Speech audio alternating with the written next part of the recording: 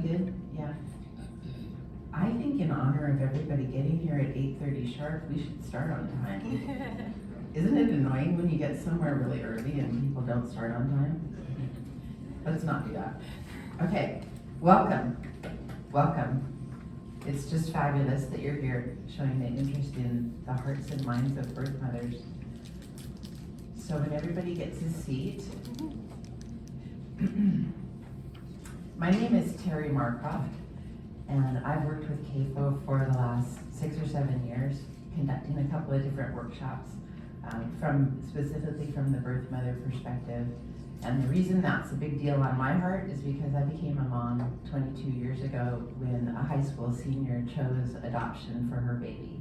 And then she chose my husband and me to raise her baby and be the parents. So it's just been a huge blessing in our lives, and it turned out to be a really fabulous story for us. I know that it's not for everybody, but it seems like a message that I'd like to spread a little bit wider in our society. So we're here talking about what's on the hearts and minds of birth mothers when they place. Come on in, have a seat. Okay. So I'm going to start us off this morning with a little exercise, and then we'll introduce our panel, and then we'll dig into some questions. At the very end, we'll leave about 20 minutes for your questions. So make sure to make a note of those, and we'll get to them for sure.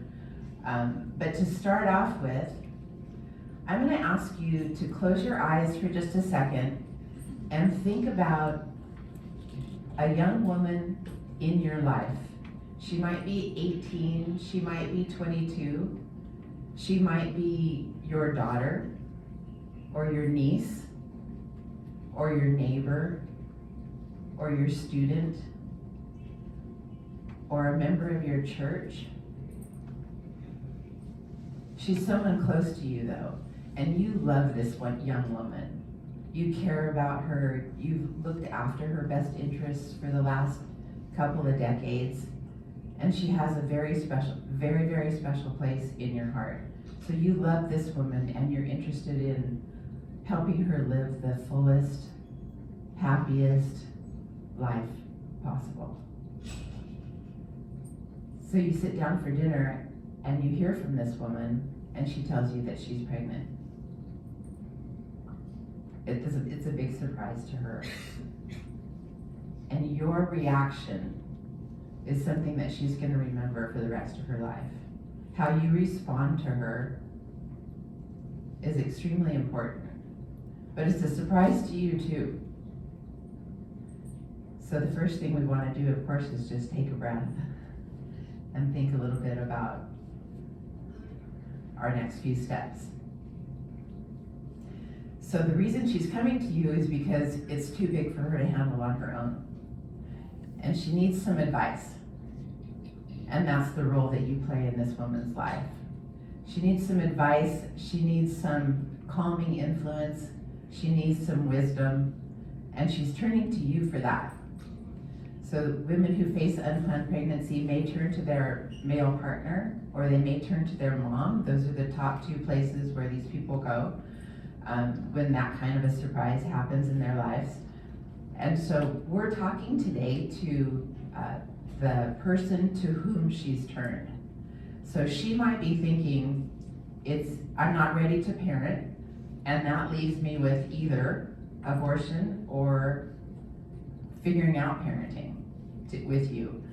I'm going to have to figure it out. And so that's the conversation that's in front of you. That's the conversation that we're going to be talking about. So most often today, it's either abortion or parenting that's on the table. And we want to think a little bit about adoption, because we're going to hear today from two women who chose adoption. They chose adoption for their baby, and we're going to get some information about what was on their hearts and on their minds when they chose adoption. So I'm going to let you both introduce yourselves, and then we'll go from there. You can open your eyes now, by the Yes. way. Hi, I'm Laura. I am a graduate student right now at UGA, start getting my MSW, so hopefully come May, goodness, and I'll be looking for a job, so. I'm on the panel because I am a birth mom. I placed 6 years ago, which is crazy. I have a beautiful baby boy named Henry. We do enjoy an open adoption to this day, and it's been amazing. Hard, but amazing. My name is Allie, and I placed my daughter almost 10 years ago when I was 22. I live in Nashville, and I work for a marketing agency, and the woman recording is my daughter's adoptive mother. Okay, okay. So yes, and I do have pictures. So it turns out Courtney is just tested positive for COVID. So she has decided that it wouldn't be the best idea to show up today. So this is, on the left, we have Allie and Olivia in the picture, and Laura and Henry there. So thank you for sharing those. So we're gonna talk a little bit about, let's go back to the first time that you learned you were pregnant. Yeah. Laura's eyes go wide open. So tell us a little bit about how you were evaluating your options and how you made your decision. What kind of decision process you used? Yeah, so I'm a very logical person, so I really weighed out all the options. So when I initially planned I'm going to wait to make this decision until I feel the baby kick, because I knew that was going to activate some emotions that I wasn't feeling when I found out I was pregnant. So about 2 weeks before I found out, I saw some kids getting on the school bus, and of course hormones happened, and I'm like, oh, I can't wait. Said something on Facebook. Somebody's like, does that mean you're going to keep it? I'm like, well, now I have to. So I then started thinking, okay, what do I need to do in order to raise this baby? And the more I thought about it, my anxiety started rising. I'd never dealt with anxiety. I actually checked myself into an urgent care because I couldn't breathe. How do you get yourself seen under urgent care? You walk in and tell them I'm 20 weeks pregnant, I can't breathe. Immediately seen. It's great. I was humiliated though when the doctor said, oh, it's just a panic attack, you have anxiety, go home. And I'm like, oh, okay, great. The idea of adoption kept kind of coming up a little bit. It was introduced the first moments I found out I was pregnant by one of my dear friends, a church mom actually. So that the first opening of like, who is that person? I immediately contacted my person. She was 45 minutes away, and she mentioned adoption from the get-go. And so that little bug kind of kept in my brain. And so at that point, when I was thinking about raising Henry, my anxiety was shooting through the roof, like childcare, like I need to find furniture, like a crib, I need to get clothes, I need to get diapers, I need to get, food, like all this stuff. Anxiety kept shooting through the roof. But whenever I thought about adoption, even if it was just like a little like adoption, like flying through my brain, this peace would wash over me. And I would, went for a month just like kind of going, but I said I'm going to parent, and then, but when I thought about adoption again, peace would wash over me. And about a month, God finally got through to me saying like, you probably need to place a child. So, but like I said, after a month, I'm like, okay, obviously adoption is where my body wants me to go. Like my soul, my heart, and my mind all are at peace when I think about adoption. So, that's when I called a few agencies, and we went from there. Great, okay. Thank you, Laura. Yeah. So I found out at a time whenever my parents were in the middle of getting divorced, and so I knew that I would not have that support system that I needed. I also had cousins who had adopted, and that was the only way that they were able to grow their family, and so adoption was very close and on top of mind for me. It was the immediate option that I went to, and there was no other really thought in my mind. They, again, could only grow their family because they medically couldn't have children, and so that also, when I was doing my criteria for who I wanted to parent my child, I wanted to make sure that they also, too, could not medically have children on their own. And so, it was always just that was my decision, like adoption was immediate. However, I didn't want to associate my child with the dark time in my family's life, and so I wanted to close adoption to get through it, and I went in for the first ultrasound and I saw her. It's okay. And I knew that there was no way that I could not have a part in her life. So I called my caseworker and said, don't send me any more closed adoption couples. I only want couples that are open to some sort of contact. And, sorry. It's okay. So take a breath. These are happy tears, I promise. Yeah. They're not sad tears whatsoever.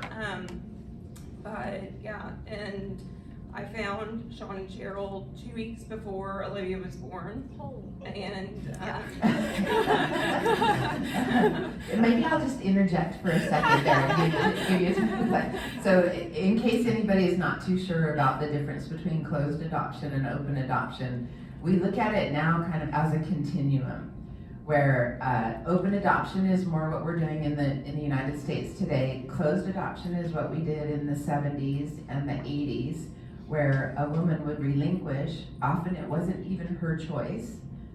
Maybe she was forced into making an adoption plan, and then often she was encouraged to just place and move on with her life. Like we're gonna bury that and not talk about it anymore. And so that was a whole different world from what we've discovered is a whole lot more healthier today, where women, if they're making the choice themselves, like Laura and Allie did, they're making the choice themselves, they can opt for some kind of communication. Like I say, it's a continuum, so it's none of them look this, no two open adoptions look the same, but it lays the groundwork for, if everyone agrees to this, meaning the adoptive family and the birth family, to have some kind of communication and transfer of information between the birth parents and the adoptive parents, so that that's a foundation for relationship. Some people embrace that relationship, like Allie's saying that Cheryl is here today. Some people embrace that relationship, and others just keep it a little bit more arm's length. Everyone, sorts that out on their own for what works for them and for their family and what's in their heart. But it's indisputable, truly, that some level of openness is the healthier thing for the child, not to mention for everybody else involved. So I just thought I'd interject some definitions about closed and open adoptions there. Did you have anything else to add to that?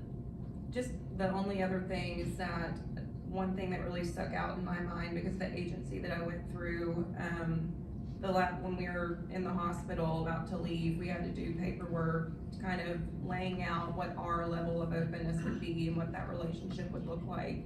And I'll never forget Cheryl and I kind of looking at each other like, well, I don't know, because at that point in that 2 weeks, while it was such a short period of time, we had already established such a strong relationship, and the connection that I immediately felt to her and Sean whenever I reviewed their profile in our first meeting only continued to deepen over that 2 weeks of communicating and really getting to know each other. And there's absolutely no way that last day in the hospital that we could have put onto paper what our relationship and my relationship with Olivia has become today.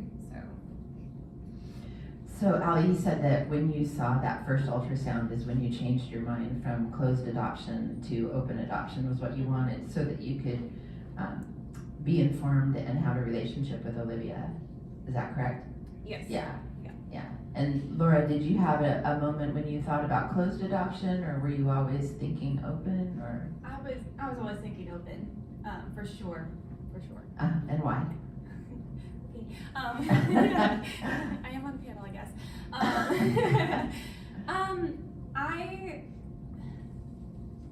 So for me, I wanted to be part of Henry's life from the get-go. Because, my two options at that point, like when I found out, like for me personally, abortion was off the table. So I wanted either parenting or adoption, and the way adoption was presented to me was through the open adoption way. Like you can give birth in place, and then continue to have that open connection, an open relationship with your son. And I was like, oh, I didn't think of that, because I was under the impression that awful stigma of like, oh, birth moms just give up their kids and then like they walk away forever. And that's initially was my first reaction of like, ooh, I don't think I could do that. Like, what would people think? And then my church mom was like, no, like there's this thing called open adoption. You can continue to be in that child's life. And I'm like, oh, well that changes everything. So so from the get-go, a very, very wise woman helped me like navigate what even open adoption was, and kind of dismissed that stigma from like I think 45 minutes after I found out I was pregnant. Like that's how fast it was. Wow, okay. And then, so open adoption sounded good from the beginning. Yeah, just to stay connected to Henry. Yeah, right, okay. So, and then, so today, can you describe the level of openness today and how much interaction you have with the adoptive family? So we both live in Nashville, Cheryl, Sean, Olivia, and myself, and we don't really have a set plan of when we're gonna see each other. It just kind of happens naturally. Cheryl and I both work from home, and so we'll text, and we might see each other on days that I don't see Olivia because she's at school. It just is kind of, we have the same interests, which is what made me drawn to them whenever I was reviewing their profile, from music and just lifestyles and traveling, and so yeah, been living in the same city obviously makes it a lot easier. But yeah, we've just kind of developed our own little modern family, and my brother's also in Nashville. My dad's an hour and a half away, so we all hang out, and at the end, it's what's best for Olivia. She's surrounded by a massive amount of love for so many people that love her. Mm-hmm. And yeah, we were together actually, even with her birth father came in from Houston this past weekend, and we all had brunch, and Olivia got to hang out with him too, so. Yeah, you said she just turned 9. You had a birthday party? She'll be 10 in February. Oh, sorry, 10. Yeah. Yeah. So. Yeah. So for me, I guess my adoption would be more of the like traditional open adoption, but even then it's a little more open than a traditional open adoption.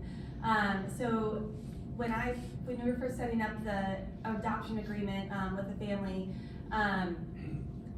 like I had wanted 2 visits a month, because 2 visits a year, because at the time that was actually a little more than the minimum visits. There was a minimum visits for an open adoption for my agency a year, I guess maximum. It was for the open adoption, it was just like 1 visit a year, and like that's what you could agree on. So I was kind of feeling like a little risky and saying, can I get 2 visits a year? And then at the meeting, the adoptive father was like, well, how about every other month? And I'm like, sold, sir, sold. So we've been keeping that relationship up for basically his whole life, which has been great. And then COVID happened. So we went about 7 months without seeing each other, and so for me, having that rhythm of seeing him every 2 months was interrupted. And I understood, like, there was a huge pandemic going on. I'm not going to blame them. We did try the FaceTime thing, but he was 4 at that point, so trying to chase a 4-year-old around with the phone, it was entertaining, but there was not much of a visit there. And plus, I too have been developing a really cool relationship with the adoptive mom. Like we are 2 souls that like just connected. Like it's really cool. Whenever we get together, yes, I'm watching Henry obviously and like connecting with him, but I'm also like loving Allison and just like, you know, developing that friendship with her. I feel like I'm her sister at this point. And so then, like I said, so we went 7 months, and then that visit afterwards was so great. And then something happened, and I don't know what happened, but we went 10 months without seeing each other, and this is this past stretch. And the separation anxiety for me was awful. I felt like I couldn't breathe again. That's how my panic attacks manifest, is, you know, tightness of chest. I couldn't get a full breath. It was rough. Plus, I'm starting grad school, so it was just like a whole thing.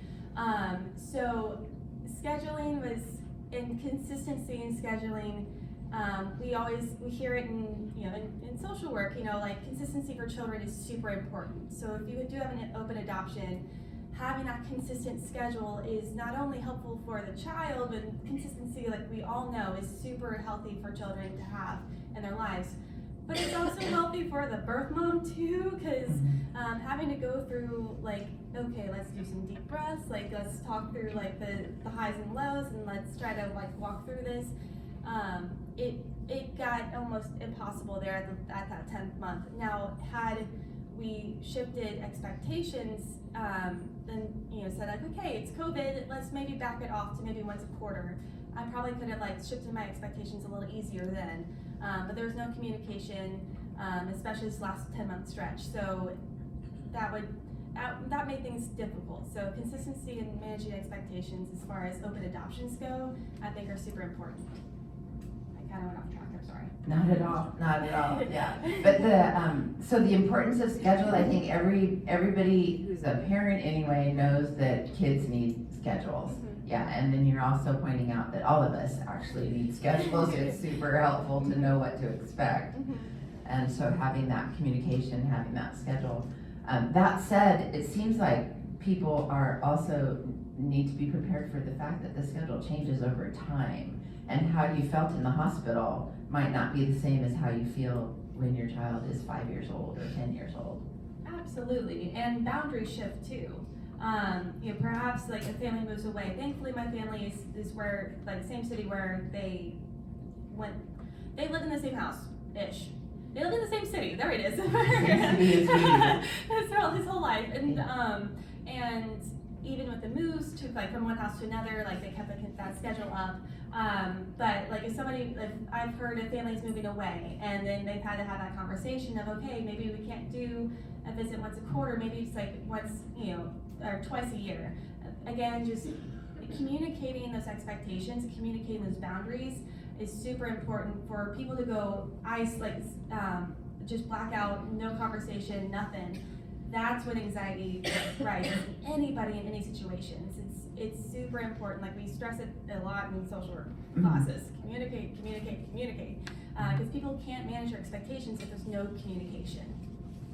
And so the openness of the adoption sort of allows you to figure out the level of communication that makes sense for you as well as for the adoptive family. Yeah. So can you talk a little bit more about the relationship between you and the adoptive moms? Like, is there, I mean, some of us, I'll just put the elephant in the room out there. Some of us would say there's probably a rivalry, or is there like any kind of negative feelings there, or are you working together, or is it something in the middle? How does that relationship happen? That's one thing that in the beginning, both Cheryl and I, from just family members or friends that had never been a part or had any sort of influence of adoption in their life, we got really often people telling us that my closeness with Cheryl and my closeness with Olivia and Sean was going to ultimately have a negative effect on her and blur the lines and have her confused. And we felt in our gut that it was still the best decision for her, for us to continue to be around each other and me be there. If they were busy, pick her up from school because they were tied up in meetings and be her safe person to pick her up, or they go out on a date night and I'm babysitting her, or next week my dad's going to be staying with her while we all take a trip for Cheryl's birthday together. And she just has never had a question of who she is, why I chose the decision that I chose.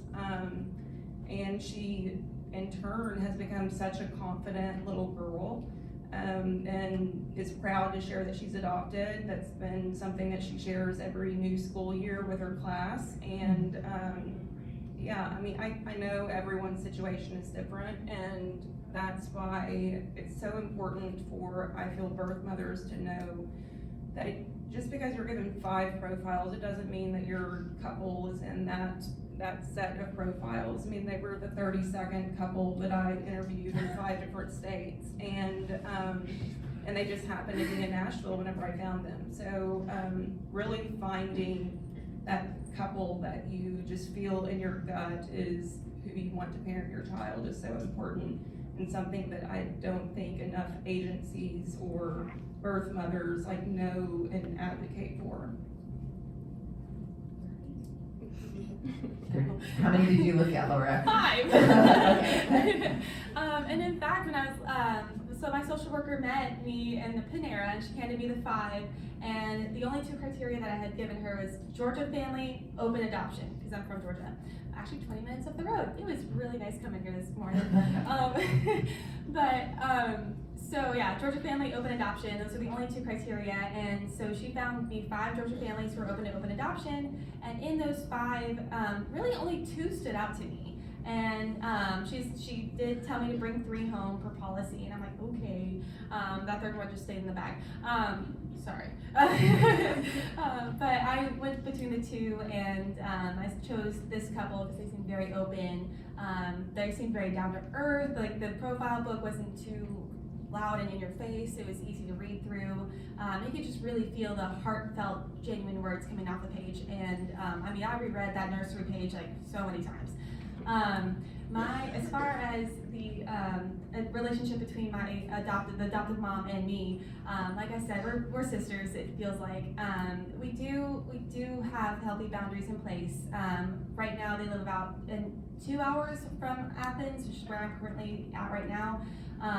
So like I like it because it's just far away enough where I'm like, okay, well it's I can't be there every weekend, but it's just, you know, close enough where it's a nice day trip.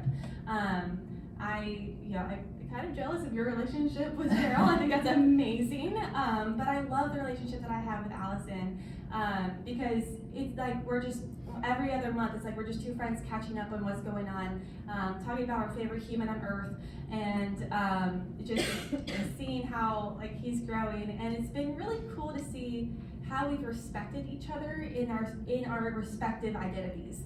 So like when Henry first started like kind of figuring things out, like he is so smart, y'all. I'm like, you're 6 and you're already reading better than a 3rd grader. I'm not exaggerating. And he can do math, and like last visit he was explaining the physics of Hot Wheels. Like, oh, you need to like get the car super fast so it can overcome the gravity. And I'm like, honey, you are 6, slow down. So it's been cool. So like one of the first visits, I started putting 2 and 2 together. Allison comes up to me and she goes, "You birthed a genius." And I'm like, but you're the one putting this information in front of him. So yeah, nurture versus nature. Like we're like, there's no versus. It's like we're nurture and nature. And that's been really cool to be like, we're almost fighting each other. Like, no. Like, you're putting the information in front of him so he can learn it. And he's like, she's like, but you birthed a genius. Like, it's your genetics. And I'm like, okay, maybe. But again, so it's just this like almost fight to be like, no, you're the cooler one. No, you're the cooler one in this relationship. And then again, like I go back to like, it's almost like we're sisters, and learning each other's places in this relationship has been really cool. Mm-hmm. Yeah. So, I've been raising my daughter for 22 years, and the relationship with her birth mother has gone through a lot of, not so much ups and downs, but more ins and outs, like being in the life or being not in our life, you know. And it was the first 5 years of my daughter's life that she needed to keep her distance, and she just needed to heal, and she needed to grieve, because it is a loss. We have to acknowledge that. And so she needed that distance, and so we were respecting that, and she decided to go to college and work really hard and got her bachelor's. And then later, when she started her career, was when she joined the military, and she sent me a letter one Christmas and said, "I'm joining the military. I'm going to request to be stationed in Iraq, and in case I don't come back, I want to have met Sydney, and so I want to come and spend a weekend with you before I go to officers training school." So I just have a little picture of us too. And so she came and spent the weekend with us before going off to officers training camp.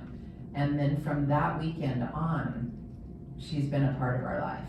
But it was her decision to come and say, "Hey Terry, I'm ready. I'm ready to be a part of your life. I'm ready to know Sydney. I'm ready to participate, done with college, into the military." She was traveling all over the world too. And so when she got to California, which is where I live, you know, she was welcome to come and see us and see Sydney, stay at our house. You know, I cooked for her many, many, many times, and we had a lot of really interesting, fun times just getting to know her. But it was on her time frame, because what she was ready for when Sydney was 6 was very different from what she was ready for when Sydney was 6 months old. Yeah. So that answered several of our questions. Okay, so what about this confusion factor when people say, but it isn't, if it's open adoption and the child knows that here's a birth mother and here's your adoptive mom, isn't that super confusing? Did you ever encounter that, or do you think that Henry and Olivia are confused? I don't think Olivia is confused at all. Again, just because we've kept my role in her life and my family and who she is at the level that she can understand, like with her age. And obviously now that she's about to be 10, she's understanding and she's putting things together on her own and has her own questions, and asks them in a way where she can better understand. And yeah, she's just, our relationship and always being just totally honest about who she is, where she came from, and why I'm continuing to choose to be in her life. She's never had questions, so that confusion's never been there, and she's the first to correct people at school as well, whenever they try to have anything negative or that's totally wrong to say about her being adopted. So yeah, she's very, like I said earlier, she's very confident in herself and the decision that I made, and she knows who her parents are. She's the first to say, no, I grew in Allie's belly, she's my birth mama, but Cheryl's my earth mama, like kind of thing. Interesting. And, yeah. Birth mama and earth mama. Yeah. For Henry, he's known from birth that I'm his birth mom. He calls me Bunny because we just needed, you know, we didn't want me going around being called birth mom. Although with his accent, because he can't really do the TH very well, so it'd be birth from over. So that would be really cute. But no, he just calls me Bunny. It's like it's been my family nickname since I've been born. So to have like a little one calling me Bunny, I'm like, okay, that's really cute. So yeah, he's known. When he was 3, he surprised me on a visit. He comes up to me and like just past my belly. He goes, "I grew in there," and I'm like, "Yeah, you did." And I looked at the dad. And I was like, "So we're teaching him that now?" And he goes, "By the way, yeah." And I'm like, "Thanks for the heads up." So yeah, they were very accurate in their communication with him, which I very much appreciate. Henry's a very literal boy. I wonder where he gets it from. I'm grateful that they were very clear with him, like, you did not grow in mom's belly, you grew in Bunny's belly, and she loves you so much that she gave you to us to grow, and she wants to stay in your life. So adoption's been spoken over him since birth, and he's been able to pick it up and run. So that brings us to the question of why you chose adoption. So when you're looking back on it, and you said out of love, can we talk a little bit more about that? Like, what is it that you wanted for your child? What is it that you imagined you could give your child? What is it that motivated you to choose adoptive parents for him? I'll take this one first. Go for it. So my life at the time was just total chaos. I had moved, my brother was still a senior in high school at the time, and my mother totally became estranged, and so I felt like I'm already having to step up and be a parent to my brother. How am I going to learn how to be a parent to a newborn? And so, yeah, like I wanted someone that could give her everything that I couldn't in that moment, and for her to, part of my criteria was just to have people that were active and traveled and lived in a city where she could learn and have so many things and opportunities to grow and be the best human and the smartest human possible. And yeah, like Sean and Cheryl just fit all of my criteria and then some. And yeah, I couldn't give her what I felt in my heart like a child needs, and with the stability and just not being surrounded by chaos in those early stages, so. Yeah, and I echo that want for stability for Henry. At the time, I had just started therapy for something that had happened in college. I was 22 as well. So when I was 20, I unfortunately was inducted into the Me Too movement. We can kind of say it like that. So I had shoved that and just didn't think about it, suppressed it, and then once I graduated and I was, in grad school, y'all been through grad school, it's completely different. There's no structure in grad school. It's you're on your own, kid, kind of a thing. So without that structure, I started getting flashbacks, and so I went to therapy and really revealed to me what had happened in college. So having that can of worms open up, and then about 4 weeks later, finding out I'm pregnant. Completely different dude, by the way, so I was undergoing a whole lot of emotional instability, mental instability, spiritual instability. So I had, and I'm also in grad school and a server, so I had no financial stability either. So finding out I'm pregnant, I'm like, I can't give him any sort of, or give this child any sort of stability. So adoption allowed me to find this couple that seemed like on the page to have financial stability, because obviously they're going through this huge investment called adoption. And when I found out the final cost, I was like, okay, cool. So they have that financial stability. They seem to absolutely love each other and love the Lord. And Christianity was a huge, is a huge part of my life. So that spiritual factor was a huge part as well. So seeing them connected in the church and connected in their faith with one another was really amazing to see that reflected in the pages. And then they both seem mentally stable too. I don't know if I've helped decrease that a little bit with the gifting of the child, but they seem to be like through it all, that stability is still there 6 years later, and that has been the biggest gift for me, to see Henry flourish in that stability, because I know if I tried raising him, I would not be able to provide any sort of a stability for him. And kids, they can read facial expressions, and I'm sure y'all seen it. I wear my emotions on my face. So Henry would probably have seen that stress come across my face and blame himself, because I know I did growing up with my own parents. And I did not want Henry thinking that he was that problem, and carry that shame, that he was a mistake. He's not. He's obviously intentionally here for a reason. And so I could carry the guilt that I was feeling. I've prayed that away, so yay. But I did not want that shame on Henry's shoulders, because it wasn't his. It absolutely is not his. He has no reason to have any lick of shame on his life at all. So I felt I was strong enough to carry that guilt, and so adoption was another way I could allow him to thrive and have that stability and avoid any sort of shame he might felt because of the emotions I was wearing on my face. Yeah, so it's really interesting to hear both of you talk about the need for stability, and that you loved Henry enough and you loved Olivia enough to really value the stability that the adoptive couple could give to your child.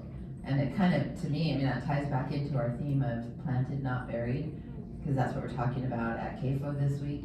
And just to have your child, and what you've done is very intentionally plant them with love and care into a stable family.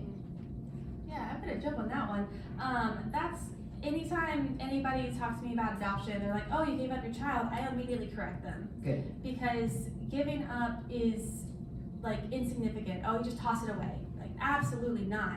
I intentionally placed my son in this family's life.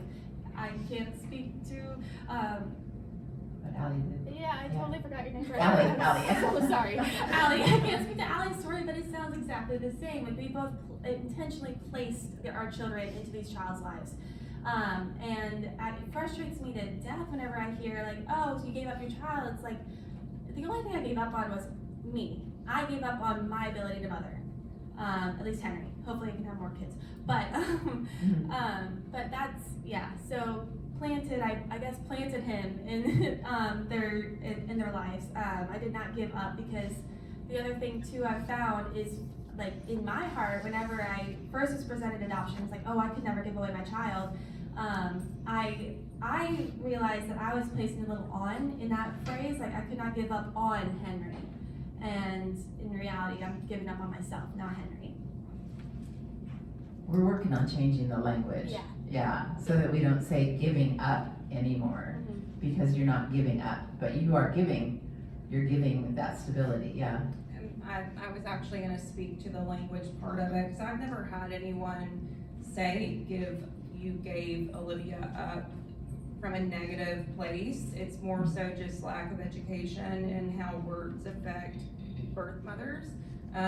And just all of the things that I see where there are so many areas of improvement for birth mothers, and just the knowledge and education that people have on adoption and what adoption looks like today, is why I feel, and I know that Laura, because we both shared our story with another nonprofit before, it's such an important thing to us, because like I said, words matter, and even if the heart behind them is not negative or coming from a bad place, it still brings up some sad emotions that we've done a lot to get through, so.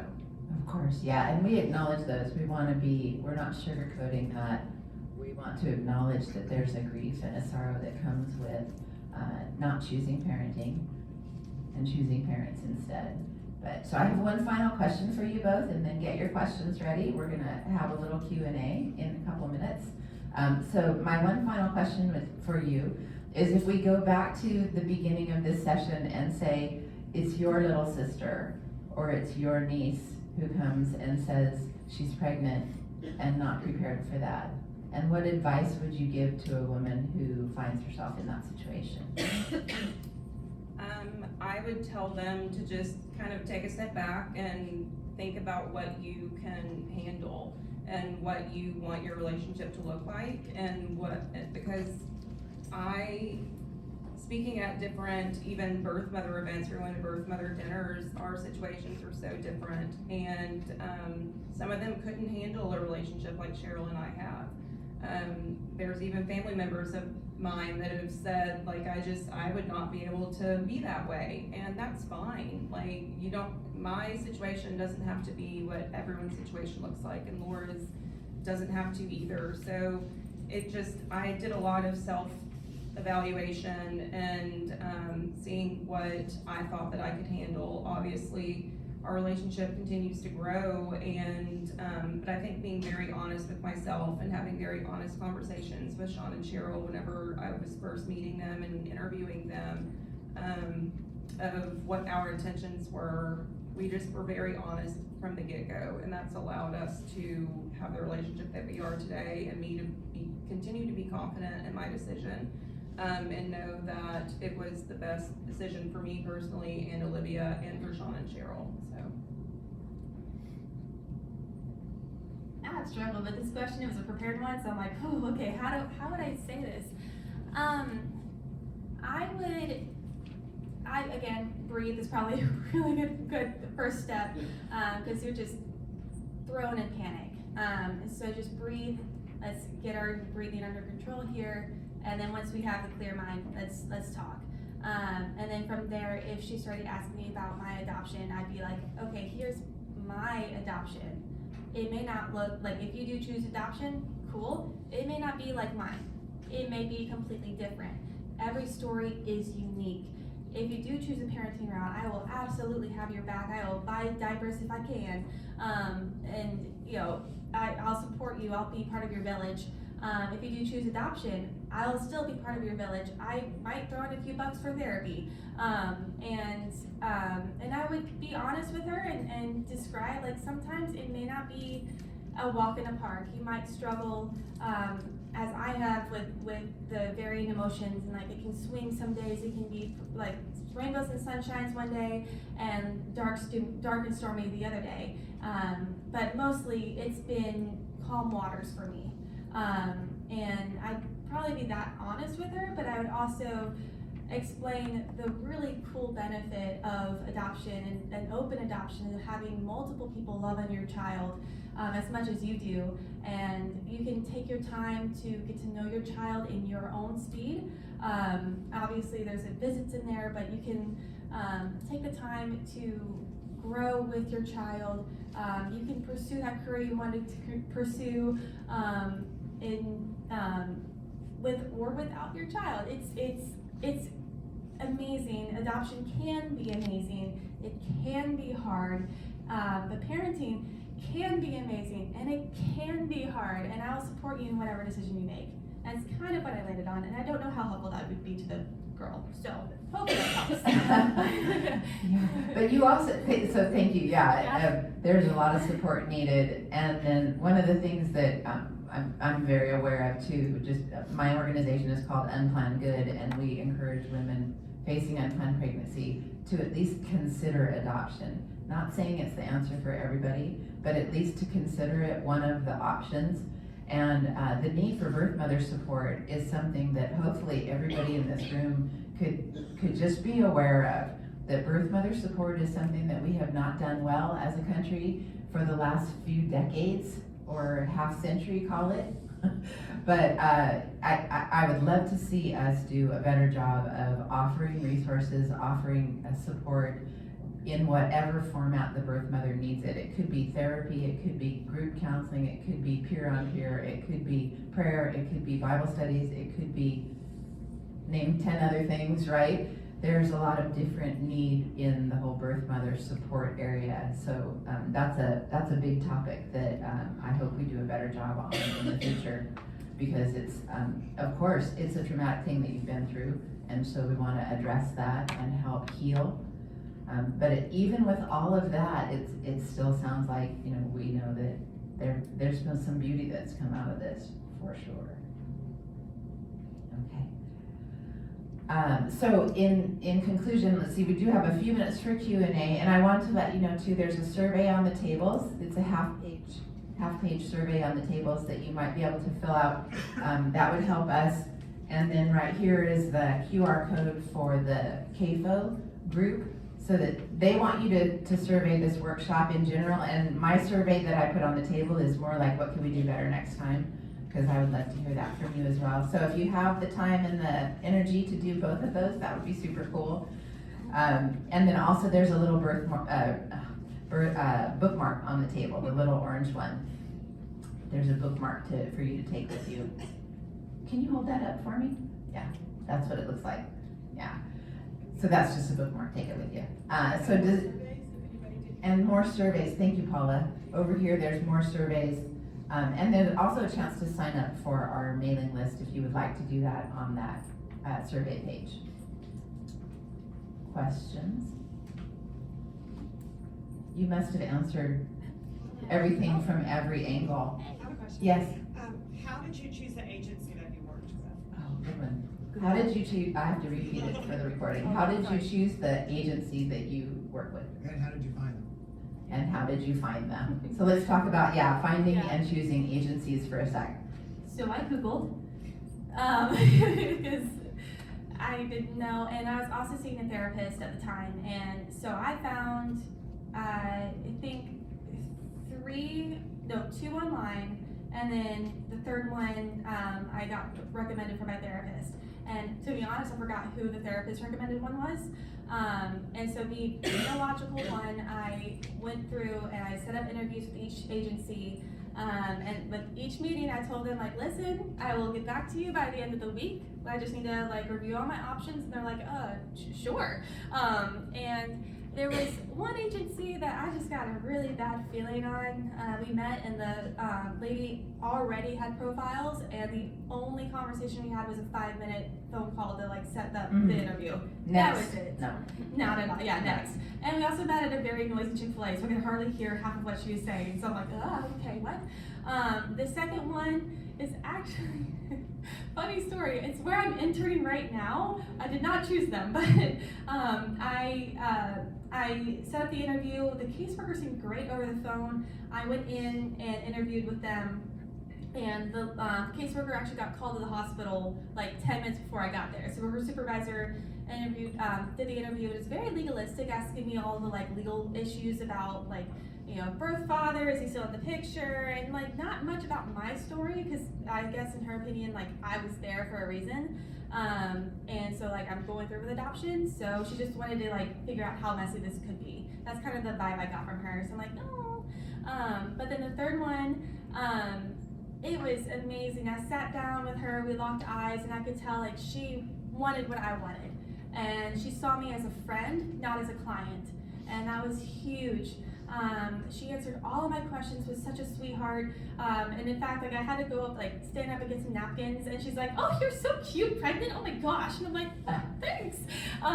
So it was a really cool moment. And then she had repeated some words. I had told my friend like, "Oh, this is like," there are two very key words, and I won't go into the full story, but she repeated those same words to me in a different context, and I'm like, okay, only God could have put those in your mouth.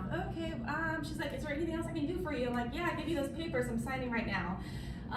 So I did go through Lifeline, and my caseworker, she left the agency about 2 weeks after the finalization, for other reasons, not for me, I think. But the caseworkers who have since picked up my file have been amazing since. Okay. I actually found mine on the back of the church bulletin. Nice. I was raised Catholic, and so kind of a smaller extension of Catholic Charities in Kentucky, because I was living in Kentucky at the time. They just had like a tiny little ad on the back of our church's bulletin that I saw on the back at my grandmother's house. And so I called them, and at the time I had moved to live with my sister for the remainder of my pregnancy, and the closest agency was about an hour and a half away. And she came to my sister's house and just sat in the living room with us, and we got to know each other. And she was incredible, and just kind of said, "I don't care, it's not ideal, but I don't care if it's the day that you're giving birth. We will go wherever we need to go to make sure you're comfortable with who's going to be parenting your child." So that obviously meant everything to me, and she and my sister really connected. And then I just, Sean and Gerald went through Catholic Charities in Nashville, and we were connected that way. And I said earlier, one of the reasons for adoption were my cousins adopting, and there was a moment in our first interview and meeting with each other where Sean and Cheryl's caseworker interrupted me and said, "I'm so sorry, like I don't want to be rude, but who did you say your cousins were?" And I repeated their names, and she said that she placed my little cousin with my actual cousins, and she was Sean and Cheryl's caseworker. So that tie was really unexpected, that Yeah. connection. Yeah, me and my sister was in an interview with me, and we both just kind of looked at each other and lost it. And you said, "That's a sign, huh?" Yeah, it came like at the end after we'd already hit it off, and just hugging each other felt right, and so Mhm. I was like, that's all I needed, so. Right, yeah. So you got a sign that they were the right agency to Yeah. work with, or the right social worker. Yeah. So what about social workers or the agencies being receptive to hear about your criteria? You said open and in Georgia, and then, but did you have discussions about your criteria? Because you can say kind of what kind of parents you want, right? Yeah, I had a pretty extensive list. You went through me too. Yeah, I had an extensive list, and like everything just from like family values, and like I said earlier, medically not being able to have children, and yeah, and just obviously openness, but a lot of things that were personal to me that fell in line with Sean and Cheryl, and that they were very great about relaying in their adoption profile and book that they made, so. Yeah, everybody has a different perspective on what their criteria are, right? For our birth mother, she wanted to find a couple that was childless and not able to have kids, and also that would provide a lot of cousins. So that was her deal, that she wanted the girl, my daughter now, to have a whole lot of cousins. So when Sydney came into our family, she was the 16th grandchild on my side of the family. So, because all of my siblings had 15 kids by then. And so that, she said, okay, 15 cousins, I'm in, that was it. Yeah. I just wondered how your families felt about you choosing to post your child for adoption. So the question is, how did Allie and Laura's families feel Yes. when you chose adoption? How did your folks feel? I wanted, before telling my dad, I wanted to have everything like figured out, just to not have him stressed out, because again, it came at a really chaotic time and with my mother leaving. And he comes from a big Catholic family. He's the baby of 8, and they are all very opinionated. And so I kept it to just my sister, my brother, my dad, and then one of his oldest sister, who's a nurse in Kentucky. We were the only ones that knew, and we were all there the day that Olivia was born, as were Sean and Cheryl, and I didn't want outside opinions of, oh, like, you come from a big family, we'll help you, like, parent. I didn't want anything to kind of make me second guess what I wanted to do. And so we didn't even tell them until Olivia was like a month and a half, 2 months old, and sent out just like a family email, because all of his siblings are all over the world, and attached pictures and introduced Sean and Cheryl, and they all were super shocked, obviously. Kind of things made sense, that's why they haven't seen me in a while, but they were all super, super accepting and loving and supportive, and always have been. Some of their questions, again, have come from just lack of education, even though we had two cousins that adopted. It still was, the birth mother side was totally new to them. So I've been able to help them learn more, and they can now speak to it to people that they know who have women who have gone through unplanned pregnancy as well.